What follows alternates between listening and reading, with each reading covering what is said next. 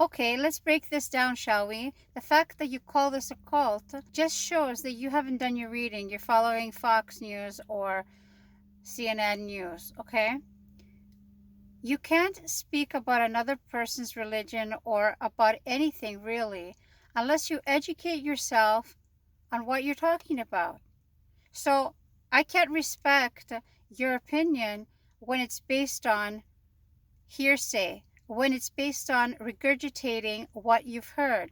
Because if you had actually read the Quran and you had read the Bible and you were able to make some critical thinking here, you would know that Islam is not a cult. It's the only monotheistic religion, the only. And I say that because even in Christianity, there's the Trinity, and the Trinity nullifies the fact that they call it monotheism. It's not monotheism if you have three and one. 1 plus 1 plus 1 is equal 1. It's not 1. It makes no sense. But anyway, let's skip over that. Then let's go to the ancestral gods. Astaghfirullah. I'm assuming you're talking about the Greek 12 gods and the little demigods and all that stuff. Okay, my salvation is very important to me. My purpose, my knowing my purpose of why I'm here and what will happen to me after I die is very important to me. The purpose of my being here has everything to do with what will happen afterwards. As I was saying before, because the Quran verifies itself and it also verifies the past prophets, I can follow the Quran and the instructions.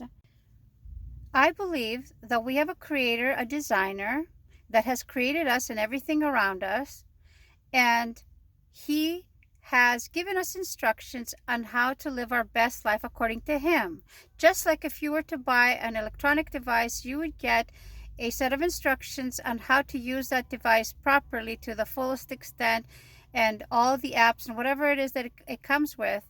The same way you would use that manual that we're given by God to maximize our life here, so that once you're gone and when you move to the next level, then you will hopefully have achieved the level that you were hoping to achieve in order to go where you want to go. Okay?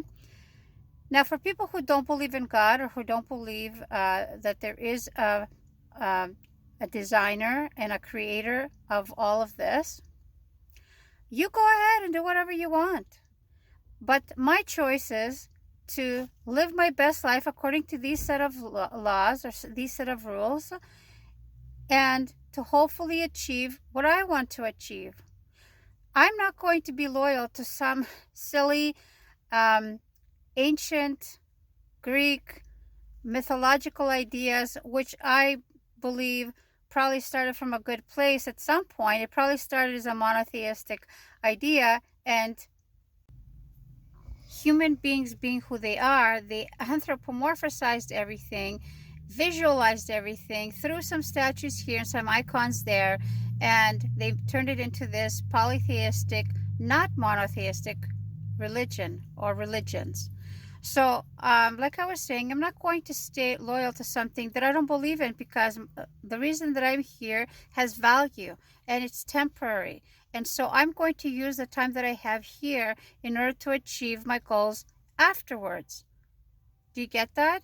So while all of this ancestral stuff, it's great and fun, that's all it is. It's superficial, has no value, and it will not help me in the afterlife. It will not help me to go to the next level, you know?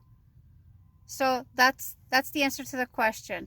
I also believe, and I'm not trying to insult anyone, that this is the way that Christianity has evolved and where it is today, especially Greek Orthodox or Catholicism, has evolved because human beings wanting to visualize things and anthropomorphize everything, they've managed to turn it into a non-monotheistic, a polytheistic religion. And it's really hard for many people to acknowledge that it's not a monotheistic religion. But if you use some critical thinking, you will realize that what you're doing is, when you're putting 1 plus 1, it's no longer monotheism, it's polytheism. I know that because that's a Greek word. Anyway, I don't know what path you're on, but I hope that you get on the right path, whatever that right path is for you. Assalamu alaikum.